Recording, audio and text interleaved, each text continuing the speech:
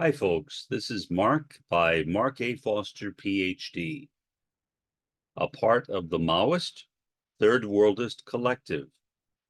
We now have at least a couple of members of the collective. If you want to be the next, simply identify your work somewhere as a part of the collective, and that's all it is. And you will be a part of the collective. Now on to the topic of the podcast. I wanted to talk about something a bit more personal, not necessarily personal to me exclusively, but something that is of a personal nature, I'll put it that way. What I have seen around the world, because I know many people around the world. I know many people in my own neighborhood. I know many people online. Is the complete disintegration of interpersonal relationships. And that is not hyperbole. I'm talking about Roy Bhaskar's concept of demi-reality, his translation of the Sanskrit word Maya for illusion, by which he also meant splitting and disunity. That's what I see. And I see it everywhere. Every day, I hear a new account of it. And it is something that I see in my own family as well. I don't want to get into specifics, because if I do, I might inadvertently reveal the name of the individual I am talking about, and I don't want to do that for the protection of that person's privacy. But I will say this: that person has blocked me on her or his phone, does not want to have any contact with me whatsoever, and for a reason that I literally cannot understand. I'll tell you what happened. This person is engaged in writing projects with at least 2 different people. I'll leave it at that. In this one writing project, she is working with a young Black man, much younger than she is. And she identified him as such, otherwise I would not know that he is a young Black man.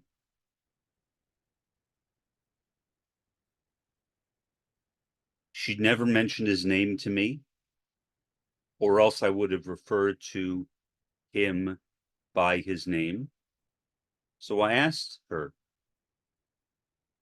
how was your writing project coming along with that Black guy? And she accused me of making a racist comment.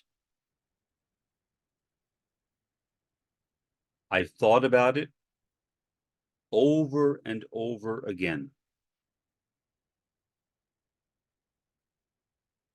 And I still can't make any sense out of it. I don't understand it.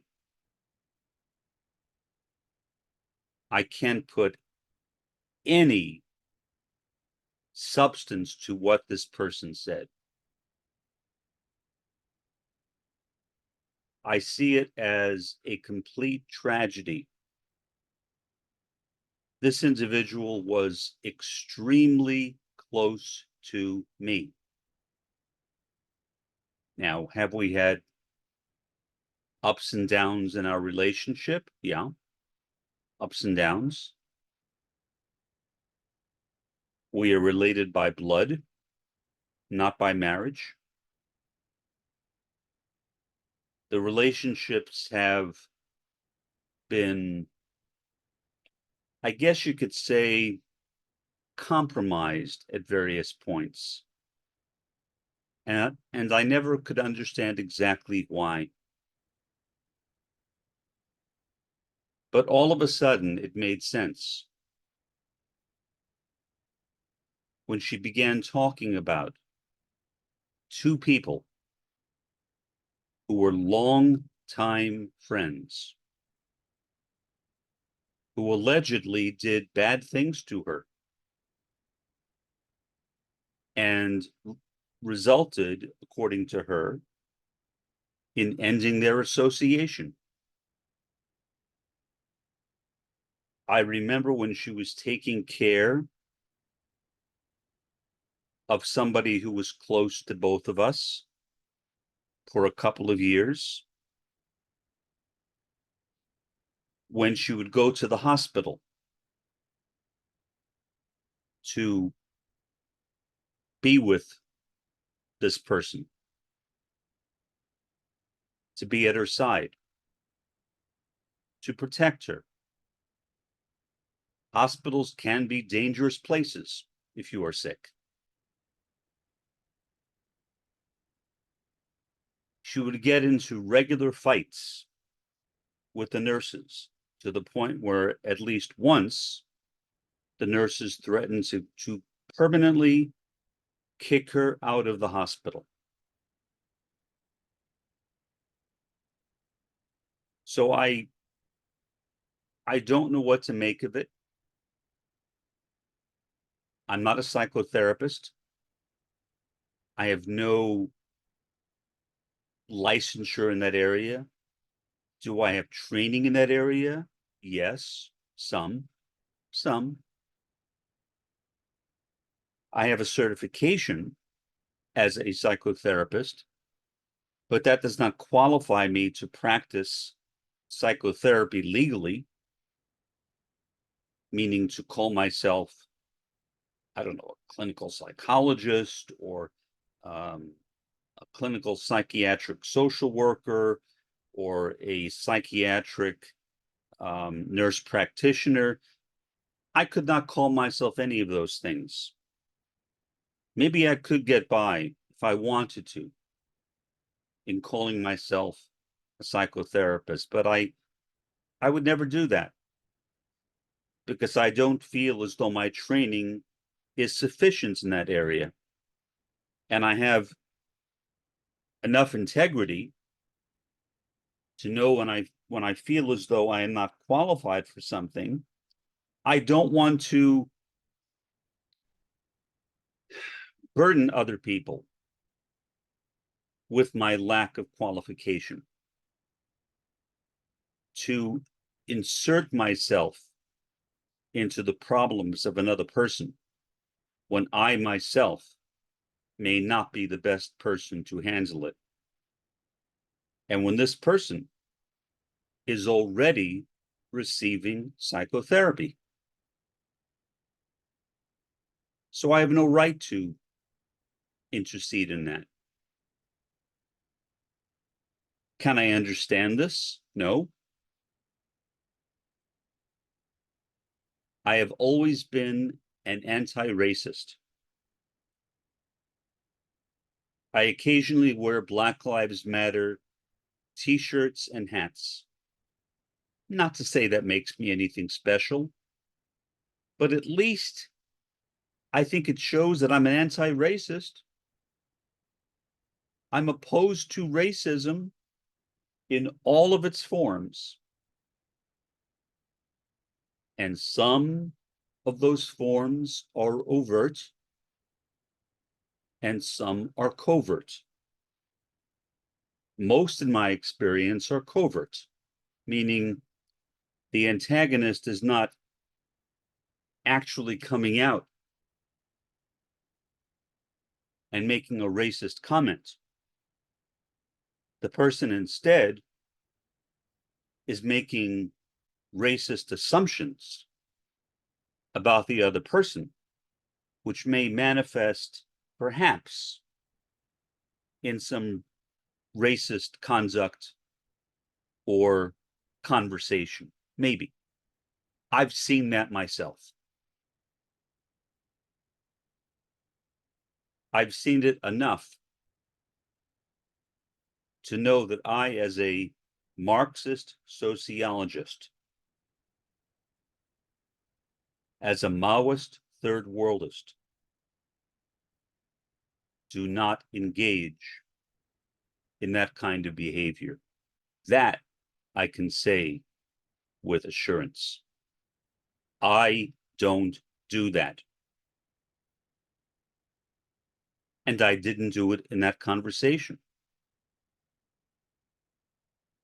Referring to this person as a black guy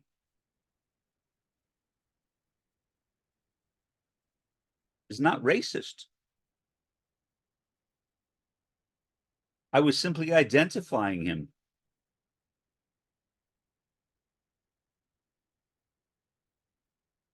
I didn't mean it in a negative way. And I think that any fair-minded observer would draw that same conclusion. So what in the world could be wrong with this person? Again, I am not qualified to diagnose her. But other people I have spoken with who are also not qualified to diagnose her have suggested that she might have something along the lines of borderline personality disorder, where people commonly lose their friends and have emotional outbursts of various sorts.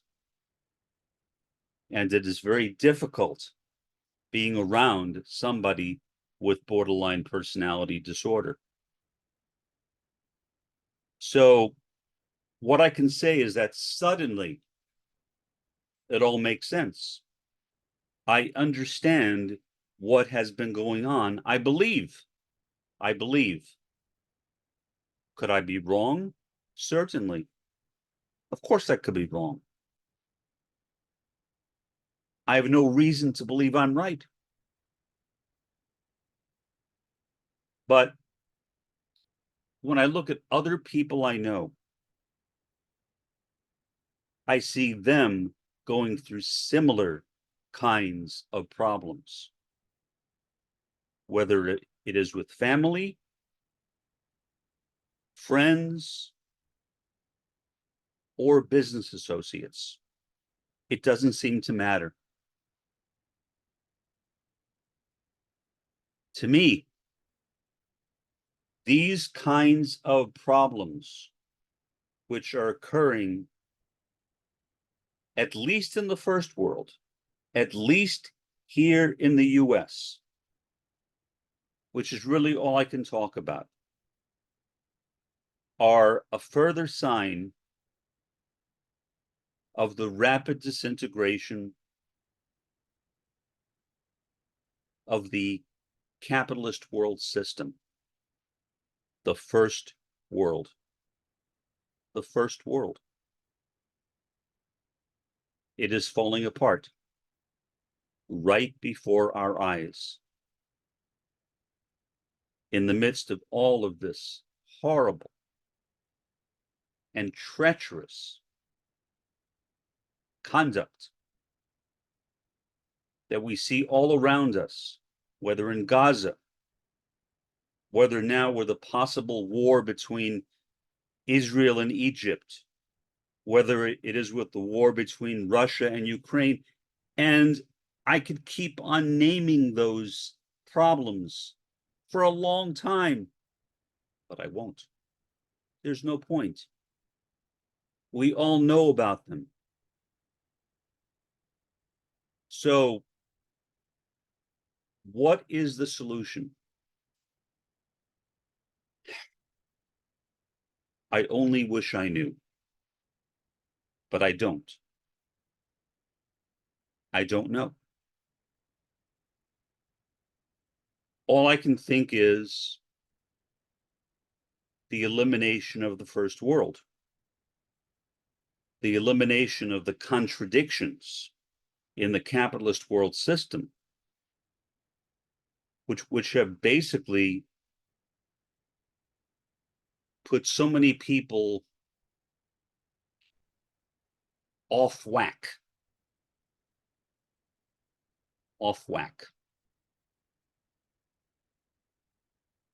which have basically destabilized the globe to some extent.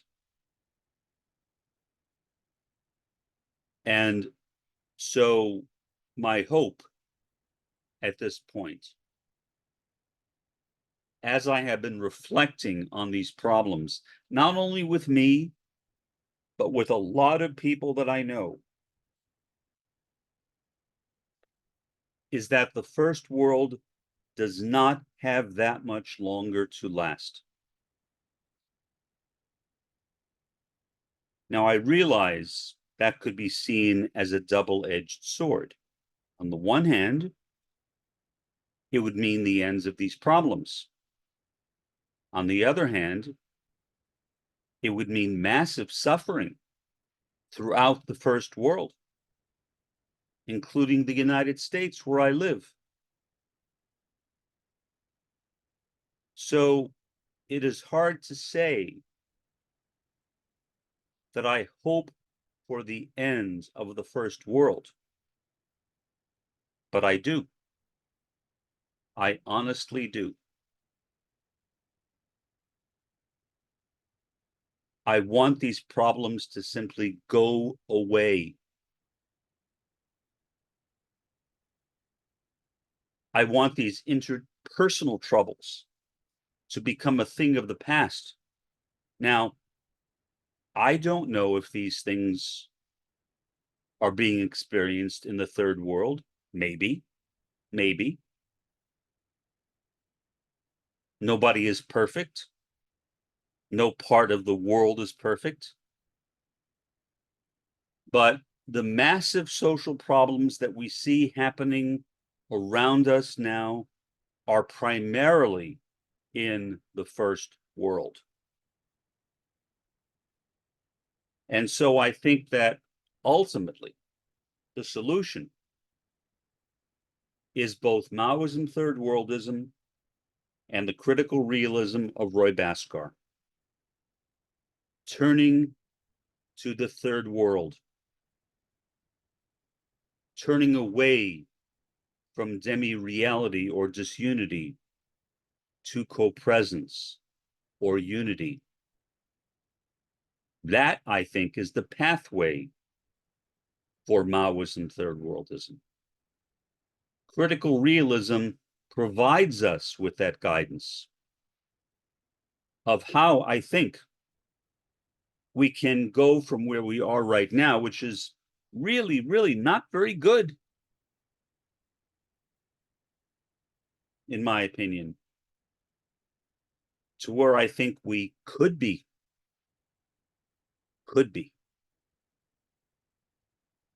Are there any guarantees? Again, as I always say, no. There can never be any guarantees.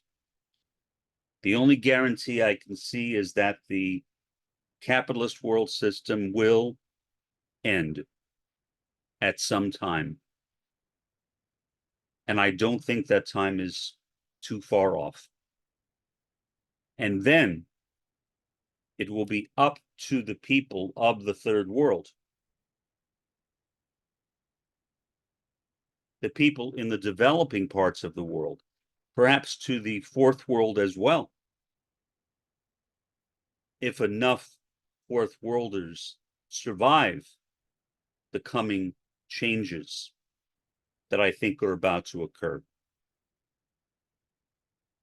to literally redeem this planet, to replace our decrepit capitalist world system with a new communist or socialist world system. That, I think, would be a gift for all of us. This is Mark. For Mark A. Foster, Ph.D., from the Maoist-Third Worldist Collective. Have a pleasant day and an even better day tomorrow.